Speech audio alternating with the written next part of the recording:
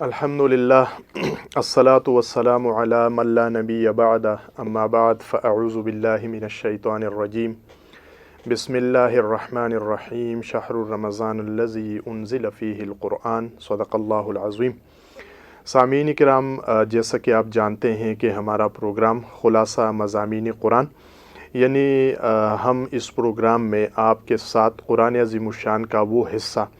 جو تراویح میں تلاوت کی جاتی ہے، اس میں جو مضامین بیان ہو چکے ہوتے ہیں ان کا خلاصہ آپ کے سامنے رکھتے ہیں کہ جو کچھ تراویح میں قرآن کا حصہ پڑھا گیا اس میں کون کون سے احکامات، کون کون سے مضامین، کون کون سے موضوعات جو ہے وہ موجود ہے، تو اس کا ایک مختصر خلاصہ آپ کے سامنے ہم پیش کرتے ہیں۔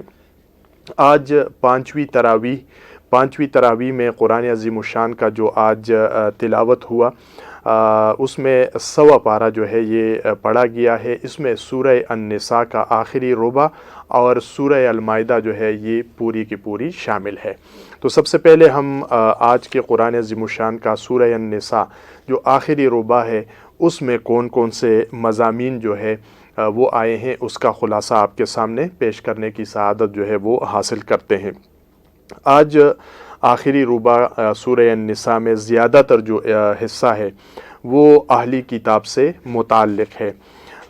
لیکن اس کا جو آغاز ہے وہ آغاز اہلی ایمان پر جو ظلم و ستم کا ماحول تھا، اور اس ظلم اور ستم کے ماحول کو جس جرأت کے ساتھ، جس بہادری کے ساتھ اور جس استقامت انہوں نے اختیار کر لی اور اپنی جو اخلاقی برتری ہے اس کو قائم رکھنے کے لیے جو تعلیم دی گئی ہے اس پر وہ منحصر ہے۔ آن حضرت صلی اللہ علیہ وآلہ وسلم کے خلاف اہلی کتاب کی جو ریشہ دوانیاں ہیں ان کا تذکرہ موجود ہے، اور آپ صلی اللہ علیہ وسلم کو تسلی بھی دی گئی ہے کہ آپ ان کی شرارتوں پر دل گرفتہ نہ ہو، یعنی مایوس اور نا امید نہ ہو، اس لیے کہ اللہ کے نبی موسیٰ علیہ السلام جن سے یہ اہل کتاب محبت اور عقیدت کے دعوے کرتے ہیں، آپ سے بھی زیادہ اس قوم کے اذیتوں کا شکار ہوئے، یعنی موسیٰ علیہ السلام جو خالصتاً انہی کی طرف نبی مبعوث کیے گئے تھے، ان کے ساتھ انہوں نے جو ہے ان کو ستایا، ان کو تکلیفیں دی، ان کو پریشانیاں دی۔ تو اسی پر اللہ رب العزت نے موسیٰ علیہ السلام کی جو مثال ہے وہ پیش کر دی ہے اور نبی علیہ السلام کو صبر کرنے کی تلقین کر دی ہے۔ تو یہ حصہ پڑھنے کے قابل ہے، غور، فکر، سوچ، تدبر کہ ہمیں بھی کن کن اذیتوں کا سامنا، مصیبتوں کا سامنا، تکلیفوں کا سامنا، پریشانیوں کا سامنا جو ہے وہ کرنا پڑ سکتا ہے، اور ان تکلیفوں میں، ان پریشانیوں میں صبر کرنے کے لیے اللہ کا حکم کیا ہے، نبی علیہ السلام کی سیرت مبارکہ میں ہمارے لیے اس میں کیا سبق ہے، تو یہ اس میں موجود ہے۔ اسی کے ساتھ ہی حضرت عیسیٰ علیہ السلام اور ساتھ ہی یہود اور نصارہ ان کا تذکرہ جو ہے وہ موجود ہے، اور انہوں نے اللہ کے نبی حضرت عیسیٰ ابن مریم کو پھانسی پر چڑھانے اور قتل کرنے کی کوشش کی، یعنی یہ جو موضوع ہے وہ یہاں پر موجود ہے، اور ان کا تو اب بھی یہ عقیدہ ہے کہ ان کو سولی پر لٹکا دیا گیا ہے، لیکن یہ پورا جو منظر ہے، یہ پورا منظر کشی ہے، یہ سورہ النساء کے اندر جو ہے وہ کر دی گئی ہے کہ جب انہوں نے حضرت عیسیٰ علیہ السلام کو سولی پر چڑھانے کا ارادہ کیا تو اللہ تعالیٰ نے ان کا معاملہ جو ہے وہ مشتبہ بنا دیا، اور لیکن ان کو آسمان پر اٹھا دیا ہے، اور اس کے بعد بھی یہ لوگ جو ہے یہ دعویٰ کرتے ہیں، ابھی بھی ان کا یہ ہے کہ وہ مصلوب ہے۔ تو یہ صورتحال یعنی بالکل واضح کر دی گئی ہے کہ ایسا نہیں ہے، حضرت عیسیٰ علیہ السلام کو پھانسی نہیں دی گئی، حضرت عیسیٰ علیہ السلام کو سولی پر نہیں چڑھایا گیا، بلکہ ان کو اللہ تعالیٰ نے اٹھا دیا ہے آسمان پر صحیح سالم۔ اسی طرح یہاں پر جو دوسری جانب ہے وہ اس کا بھی ہے، اس میں ہے جو تسلیت ہے اور اس کے قائل تھے، یہ ساری چیزیں، موضوعات جو ہے وہ ان کی طرف اشارہ کر دیا گیا ہے۔ اسی طرح انبیاء و رسول یعنی نبی علیہ السلام کو یہ بتا دیا گیا ہے کہ اللہ نے آپ کی طرف وہی ویسے ہی نازل فرمائی جیسے نوح علیہ السلام اور ان کے بعد کے انبیاء کی طرف بھیجی گئی تھی، یعنی یہ کوئی عجیب بات نہیں ہے، کوئی انہونی بات نہیں ہے، اس سے قبل بھی اللہ رب العزت جس طرح نوح علیہ السلام کا تذکرہ ہے کہ ان کی طرف بھی وہی کرتے تھے، اور پھر اس کے بعد بعض نام بھی آپ صلی اللہ علیہ وسلم کے نام وہ جو ہے سامنے رکھے گئے ہیں کہ حضرت ابراہیم علیہ السلام، حضرت اسحاق علیہ السلام، حضرت اسماعیل علیہ السلام، حضرت یعقوب علیہ السلام اولاد یعقوب، پھر عیسیٰ علیہ السلام، ایوب علیہ السلام، یونس علیہ السلام، ہارون علیہ السلام، سلیمان علیہ السلام، داؤد علیہ السلام، موسیٰ علیہ السلام، ان تمام انبیاء کے نام جو ہے وہ اللہ رب العزت نے بیان فرمائے ہیں کہ انہی کی طرف بھی اللہ رب العزت وحی کرتا رہا، اور یہ اللہ کی وحی کے ہی تابع فرمانتے، اور یہ اللہ کی وحی کا ہی جو ہے وہ تبلیغ کرتے رہے ہیں۔ اسی کے بعد یہود اور سود، یعنی یہودیوں کی جو مالی معاملات ہے اس میں بددیانتی، اس میں ظلم، ستم، سودی کاروبار، اور یہ تمام چیزیں جو ہے وہ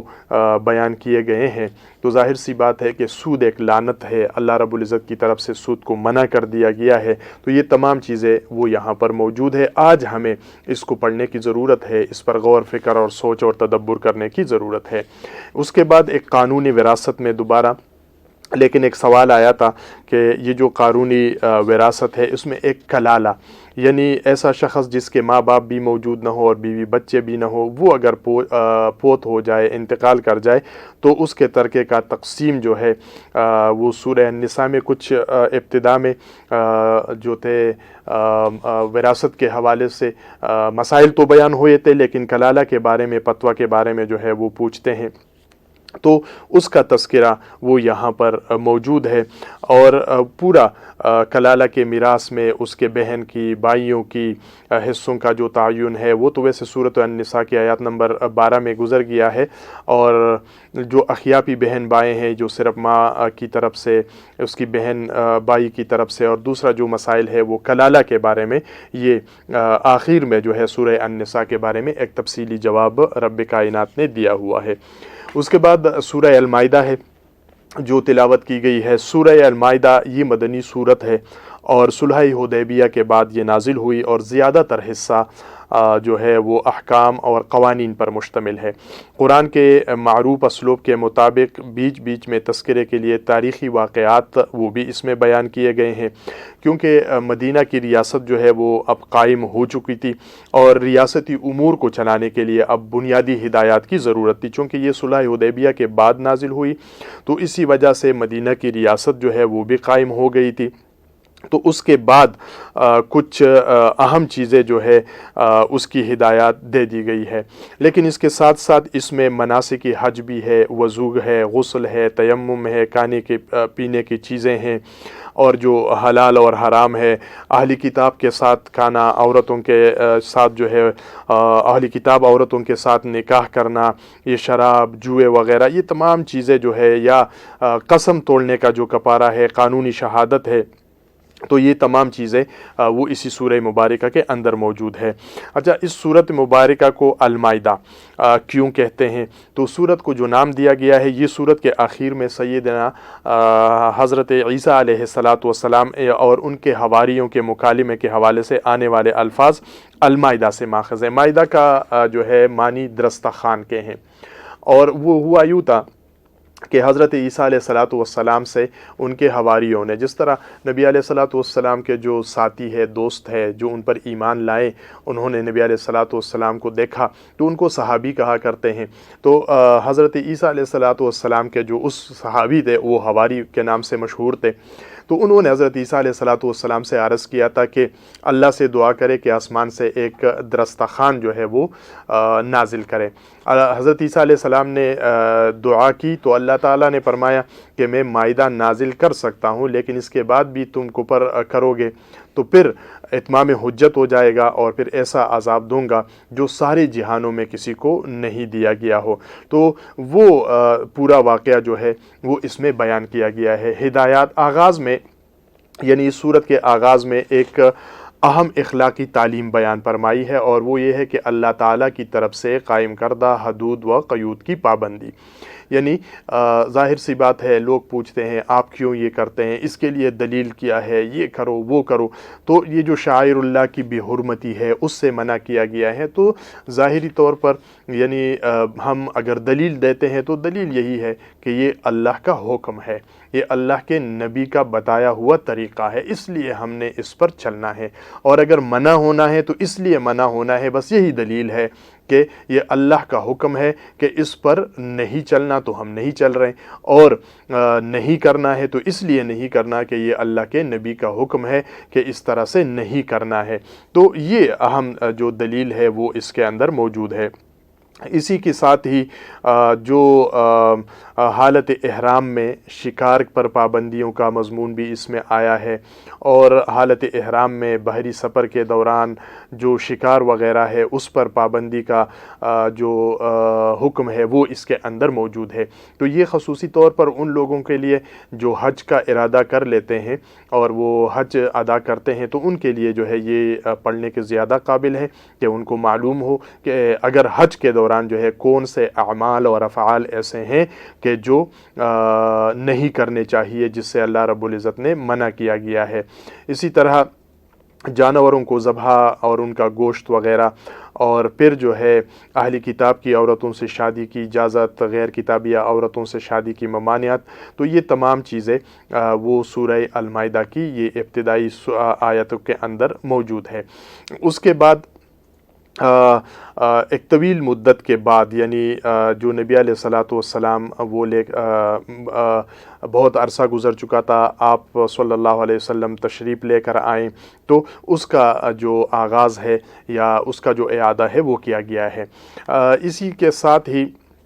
بنی اسرائیل میں جو جملہ مضامین وغیرہ تھے وہ ہم اس کا تو دیکھ لیتے تھے کہ وہ کہتے تھے کہ ہم تو اللہ کے چہیتے ہیں اور اللہ کے بہت پیارے ہیں، تو دوبارہ اس کی طرف ایک تذکرہ جو ہے وہ یہاں پر موجود ہے۔ اسی طرح سے ایک تاریخی واقعہ ہے یہودیوں کی تاریخ کا، وہ معروف واقعہ نقل کیا گیا ہے جب حضرت موسیٰ علیہ السلام اور حضرت ہارون علیہ السلام معجزانہ طور پر انہیں مصر سے، فرعون کی غلامی سے نکال کر ارض موعود یعنی فلسطین کی طرف لے گئے، اور پھر تعاقب کرنے والا جو فرعون کی فوج تھے وہ غرق ہوا، اور انہوں نے یہ سارا منظر اپنی اس سے دیکھا، آنکھوں سے دیکھا۔ تو یہ پورا تذکرہ وہ یہاں پر موجود ہے کہ کیسے فرعون جو ہے موسیٰ علیہ الصلاۃ والسلام اپنے جو لوگ تھے، اپنے جو قوم کے افراد تھے، ان کو نکال کر مصر کی طرف لے کے جا رہے ہیں، پھر راستے میں سمندر کا آنا، سمندر سے موسیٰ علیہ السلام کا پار ہونا، اور ان کے ساتھیوں کا پیچھے مڑ کر دیکھنا کہ فرعون کی لشکر جو ہے وہ بھی اس پہ سمندر میں داخل ہو گیا، لیکن اللہ رب العزت نے پھر ان کو جو ہے اسی سمندر میں غرق کر دیا، اور اپنے آنکھوں سے اس تمام چیزوں کو دیکھ رہے تھے۔ تو اور اس کے ساتھ ساتھ جو ہے پھر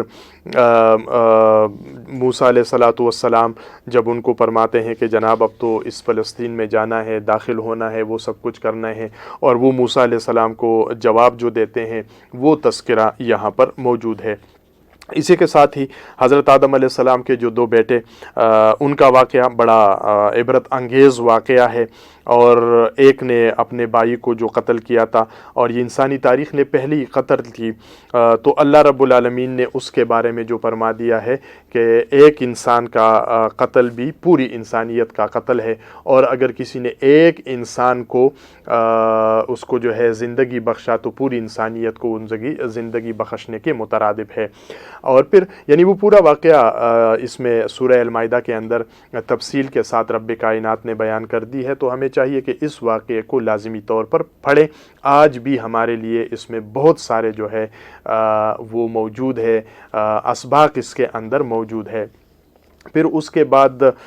جو فساد ہے اور قتل و غارت گری ہے، اس کے حوالے سے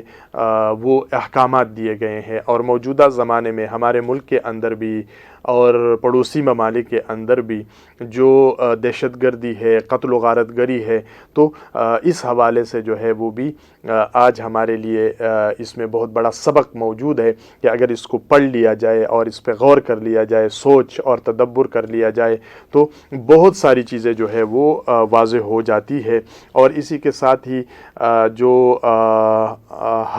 ہاتھ کاٹنے کی سزا ہے، چور کی جو سزا ہے ہاتھ کاٹنا بطور حد، وہ بیان فرمائی گئی ہے،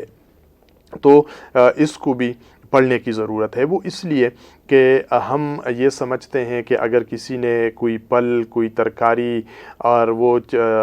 کر دیا، اس کو جو ہے چوری کر دی تو اس کو ہاتھ کاٹ دیا جائے گا، تو ایسا معاملہ نہیں ہے۔ قرآن مجید نے جہاں جہاں سزاؤں کا نظام موجود ہے اس کے لیے ایک حد مقرر کر دیا گیا ہے، تو اس کو سمجھنے کی ضرورت ہے۔ پھر جو باطل ہے، جو کافر ہے، وہ اسی کے اوپر اعتراضات اٹھاتے ہیں، ہمارے پاس سوال کا جواب نہیں ہوتا، اس لیے کہ ہم نے پڑھا نہیں ہوتا ہے کہ قرآن مجید کے اس حکم کے معنی اور مفہوم کیا ہے۔ تو ان چیزوں کو،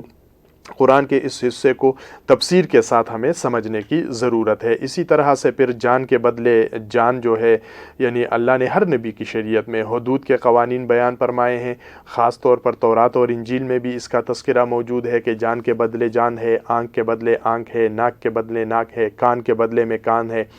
دانت کے بدلے میں دانت ہے، زخم کے برابر جو ہے وہ زخم ہے۔ تو یہ تمام چیزیں وہ موجود ہے اور اس کو سمجھنے کی ضرورت ہے۔ اور آج بھی اگر یہ اعمال، یعنی یہ جو قرآن نے حدود مقرر کیے ہیں اور جو سزائیں مقرر کیے ہیں، اگر اس پر عمل کر دیا جائے تو بہت سارے مسائل ہمارے جو ہے وہ کم ہو سکتے ہیں۔ اسی طرح یہود اور نصارہ کے ساتھ پھر دوستی کی ممانعت اس صورت میں بھی اور سورہ آل عمران اور سورہ النساء میں بھی بیان کی گئی تھی، تو یہاں پر بھی وہ تمام احکامات جو ہے وہ اللہ رب العزت نے بیان فرما دیے ہیں۔ اسی کے ساتھ ہی یہود اللہ پر بخل کا بہتان باندھتے تھے کہ اللہ تعالیٰ جو ہے وہ بخیل ہے، اس طرح کی، تو اس کا تذکرہ موجود ہے۔ اور پھر یہود اور نصارہ دینی شعائر کا مذاق اڑاتے تھے، تو ان کی خیر اور خیر کی توقع کرنا، یہ تمام چیزیں اس کے اندر موجود ہے۔ اسی طرح پھر حق تبلیغ کا حکم ہے، امر بالمعروف اور نہی عن المنکر کا جو تذکرہ ہے وہ یہاں پر موجود ہے۔ اور اس کے ساتھ ہی پھر یہاں سے جب ہم آتے ہیں حضرت عیسیٰ علیہ الصلاۃ والسلام اور پھر اللہ کی حفاظت اور یہ ساری چیزیں، واقعات جو ہے وہ ان آیاتی کریمہ کے اندر یہاں پر موجود ہے، اور اس میں یہ تمام چیزیں جو ہے وہ ہم اس پر دیکھ سکتے ہیں۔ دیگر اہم مضامین جو اس صورت کے آخری حصے میں بیان کیے گئے، ان میں سے یہ ہے کہ جو قسم ہے اور حلف ہے اس کی پابندی، اور قسم توڑنے کی صورت میں اس کا جو کفارہ ہے وہ اس کا تذکرہ ہے، اور یہ بہت ضروری ہے کہ ہم اس کو اچھی طرح سے سمجھ لیں۔ خود بھی پڑھ لیجئے گا، لیکن جو خلاصہ ہے وہ میں آپ کے سامنے رکھ دیتا ہوں، کیونکہ ہم قسمیں جو ہے وہ کھا لیتے ہیں اور قسم کھانے کے بعد پھر اس کو توڑ دیتے ہیں، اور توڑنے کے بعد جو ہے پھر ہم اس کا کفارہ ادا نہیں کرتے۔ تو یہ ہے کہ اگر کوئی قسم کھا بھی لی ہے اور آپ اس قسم کو توڑنا چاہتے ہیں تو آپ توڑ بھی سکتے ہیں۔ اور بعض دفعہ تو ایسا ہے کہ ہم جو قسم کھا لیتے ہیں کہ جی میں نے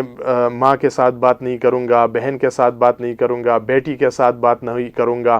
ماں کے پاس نہیں جاؤں گا، بیٹی کے پاس نہیں جاؤں گا، باپ کے پاس نہیں جاؤں گا، بھائی کے پاس نہیں جاؤں گا، تو اس قسم کے لغوہ قسمیں ہم لوگ کھاتے ہیں، اور جی میں نے قسم کھائی ہے اسی وجہ سے اب میں یہ اسی پر پابند ہوں۔ تو اس طرح کی قسمیں آپ توڑ بھی سکتے ہیں، اور اس کے لیے کفارہ موجود ہے۔ کفارہ کیا ہے؟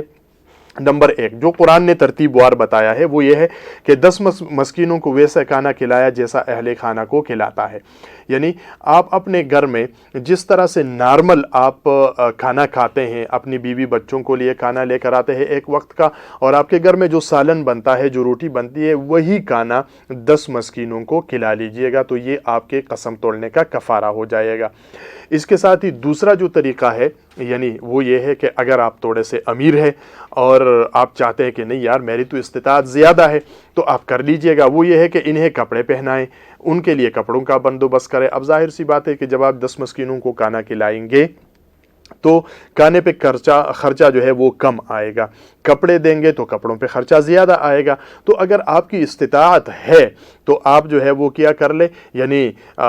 کھانا مسکینوں والے کی استطاعت ہے تو وہ کر لیجئے گا، اور اگر وہ استطاعت نہیں ہے اور آپ اپنے آپ کو امیر سمجھتے ہیں کہ نہیں یار چونکہ ایک اللہ کا حکم ہے اس کی خلاف ورزی ہو رہی ہے، آپ معافی مانگنا چاہتے ہیں، مغفرت مانگنا چاہتے ہیں، توبہ اور استغفار کرنا چاہتے ہیں، تو کپڑے دے دیجئے گا اور ایک غلام کو آزاد کر لے۔ اور جو اس کے استطاعت یعنی ان تمام چیزوں کی استطاعت نہیں رکھتے ہو تو پھر ٹھیک ہے 3 دن کے روزے جو ہے وہ رکھ دیے جائیں، یعنی 3 دن روزے رکھے، آپ قسم توڑے، کفارہ آپ کا ادا ہو جائے گا۔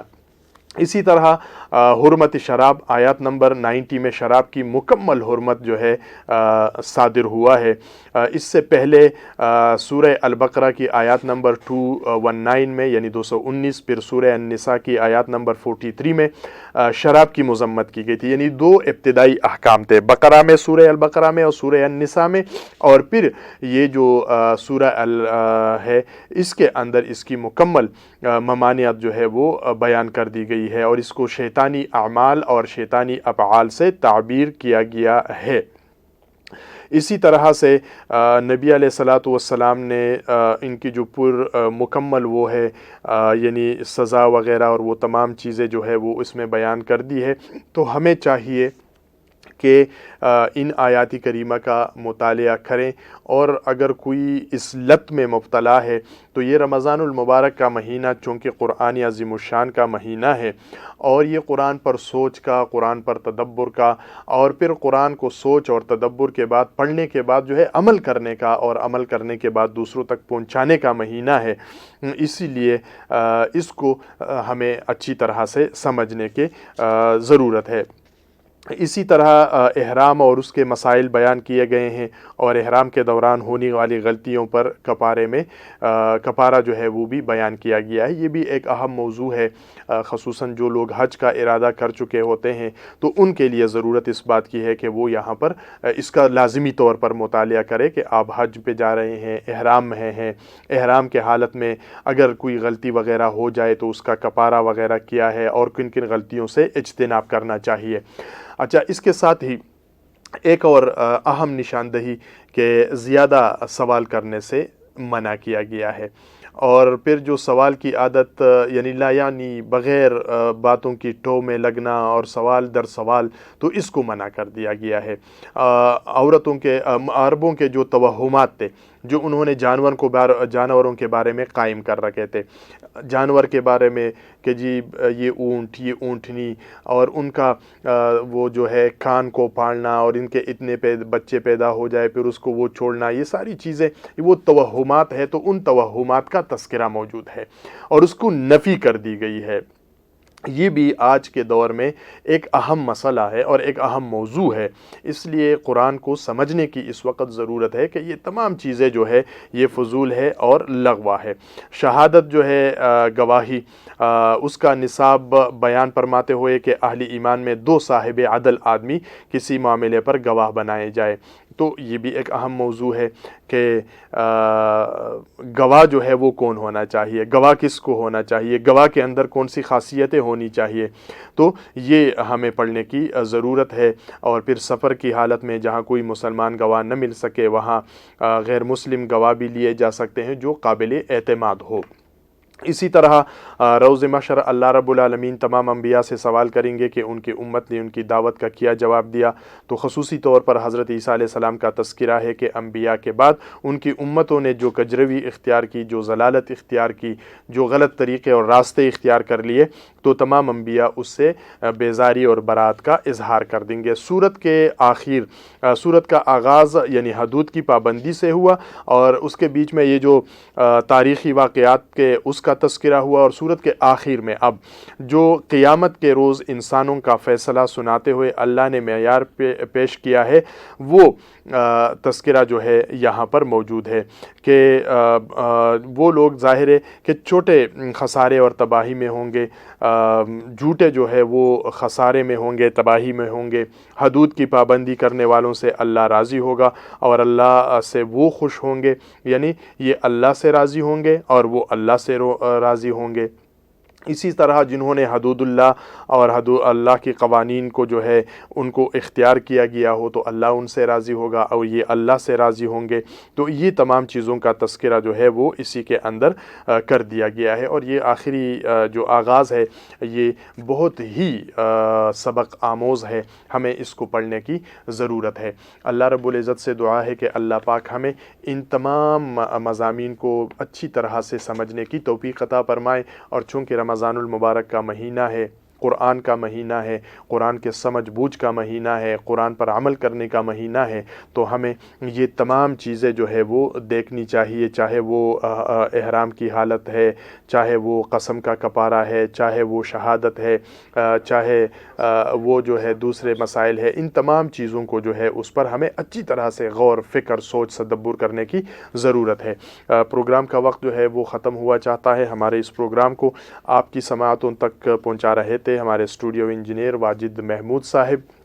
انشاءاللہ اگلی تراویح کا جو مضامین ہے وہ اگلے دن آپ کے سامنے رکھیں گے، آپ سنتے رہیے گا۔ رفا FM 102.2 اصغر خان عسکری کو دیجیے اجازت، اللہ نگہبان۔